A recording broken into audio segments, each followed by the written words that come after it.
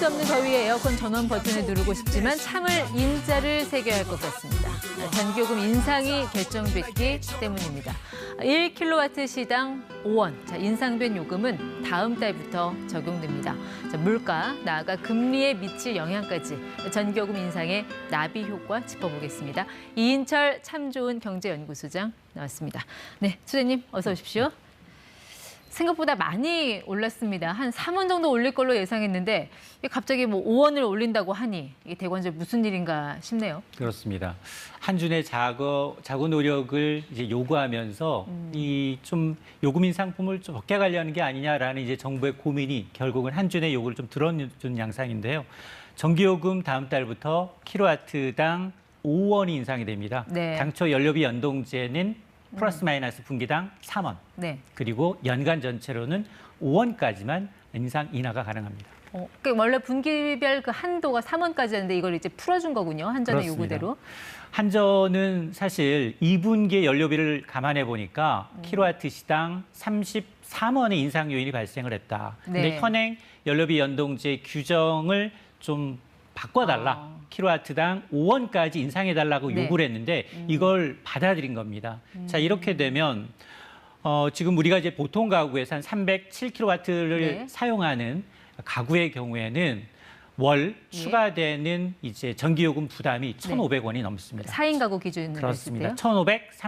1,535원까지 추가로 다음 달부터 부담을 더 해야 합니다. 한 달 평균 307kWh 정도 전력을 쓰는 가정이라고 예를 드셨는데 예. 그게 어느 정도의 전력을 쓰는 가정을 글쎄요, 이제 연상은 한전과 산자부는 그때 이제 기준을 좀 달리하고 있는데요. 도시근로자 4인 가구 기준, 우리가 흔히 얘기하는 33평형대 방세계 그리고 화장실 2개 있는 집을 기준으로 했을 때 네. 도시가구고요. 근데 여름철은 특히나 앞서 얘기했지만 에어컨을 사용하잖아요. 예. 그럴 경우는 평균보다 한 100와트시 정도 더 씁니다. 자, 그 한전에서는 그러면 굳이 지금처럼 물가로 고통스러워하는 시기에 자신들의 그 전기요금을 올려달라고 하는 이유, 그 명분은 뭐라고 이야기합니까? 지난해 4분기부터 누적 적자가 기하급수적으로 늘고 있습니다. 네.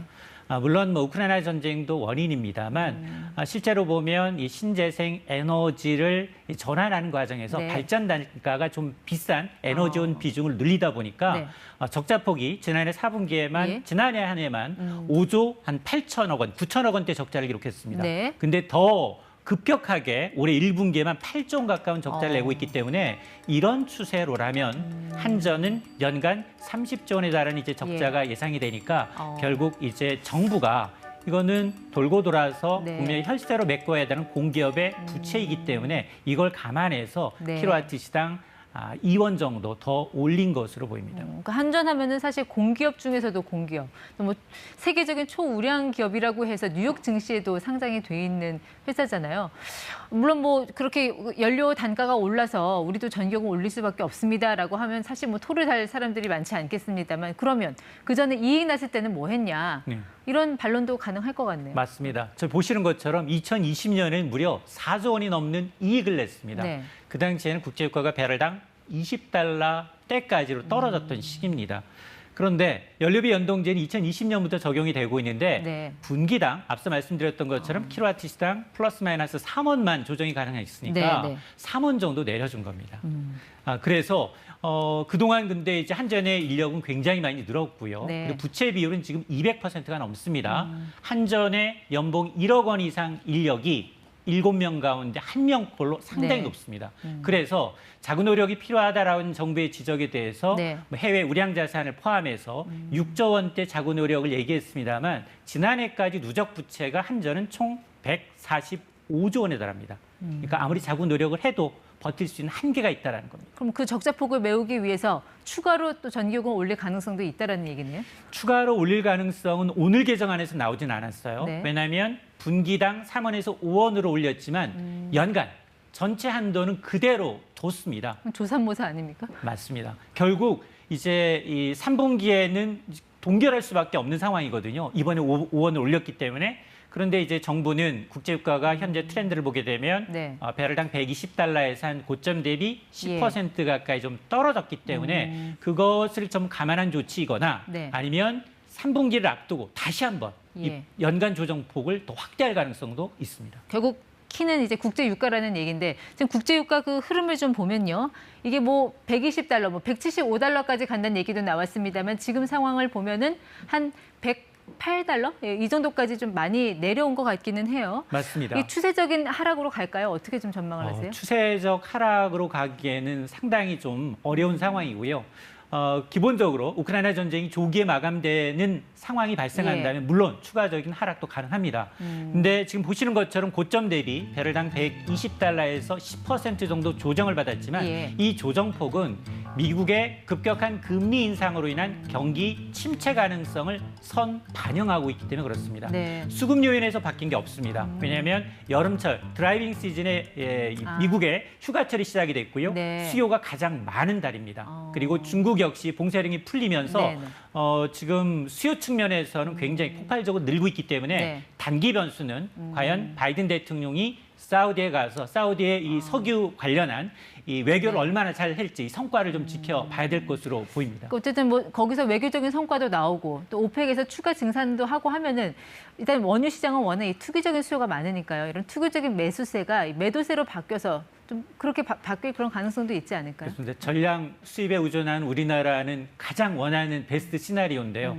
사실은 이제 바이든이 얼마나 외교적 역량을 발휘해서 사우디 증산을 요구할 수 있을지 그리고 실제로 증산에 들어갈지 그리고 오펙 플러스 역시 지금 사상 최대 이익을 거두고 있는데 그런 이익을 좀 줄이면서 증산할지 여부는 좀 지켜봐야겠습니다. 자, 이렇게 전기요금 인상이 되면 아무래도 이 전기요금이 전체 물가지수에서 그 가중치를 많이 주는 품목이잖아요. 맞습니다. 자연스럽게 전체 물가 상승을 이끌어갈 수밖에 없을 것 같은데 맞습니다.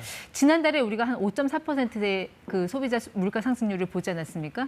어떻게 보세요? 다음 달에 혹시 이게 6%대로 갈 가능성, 진입할 가능성 여기에 대해서는 좀 어떻게 보고 계십니까? 상당히 높아졌다. 일단 추경호 경제부총리가 어제 이제 KBS에 출연을 해서 6월부터 8월 사이에 6% 물가 가능성 있다라고 언급을 했거든요. 경제부총리라는 자리에는 가장 최신의 실물 지표를 다 갖고 있습니다. 그래서 6월 이번 달도 6% 뛰어넘을 가능성이 있다라는 거고요. 그 때문에 정부는 지금 이 취약계층, 가장 지금 에너지 가격에 취약한 게 에너지 취약계층과 영세 소상공인들입니다. 이제 여름철이면 에어컨을 가장 많이 써야 되니까요. 이분들에 대해서 한 350만 가구에 대해서 에너지 취약계층에 대해서는 인센티브를 좀 더 확대하겠다라고 밝히고 있습니다. 저렇게 물가가 6%대로 진입하는 상황이 된다면 결국 지금 물가를 잡는 방법은 현재로서는 금리 인상밖에 없으니까요. 다음 달 금융통화위원회 열리는데 여기서 금리 또 상당히 좀 많이 올릴 그런 가능성도 있겠네요. 그렇습니다. 지금 이창용 하는 총재 역시 이 다음 달 우리가 한 번도 가보지 못한 이제 빅스텝이라고 하는 0.5% 금리 인상 가능성에 대해서 물론 물가만 보고 결정한 일은 아니다. 경제 상황 그리고 금리 이자 부담 그리고 외환 상황 이런 환율 상황을 감안해서 판단하겠다라고 했는데 지금 그런 지표들이 대부분 악화되고 있습니다. 자, 이 얘기는 빅스텝 가능성 다음 달 13일에 있을 이제 우리 금융통화위원회에서 0.5% 금리 인상 가능성이 상당히 높다는 겁니다. 0.5%포인트 올리는 건 처음이라고 봐야 되는 거죠? 그렇습니다. 한은 창사 1950년 이후 두 단계 금리를 한꺼번에 올리는 것은 처음입니다. 네, 어쨌든 참 이렇게 물가 인상 이어서 뭐 금리 인상까지 첩첩산중인 것 같습니다. 지금까지 ETY 이인철 소장 함께했습니다. 고맙습니다.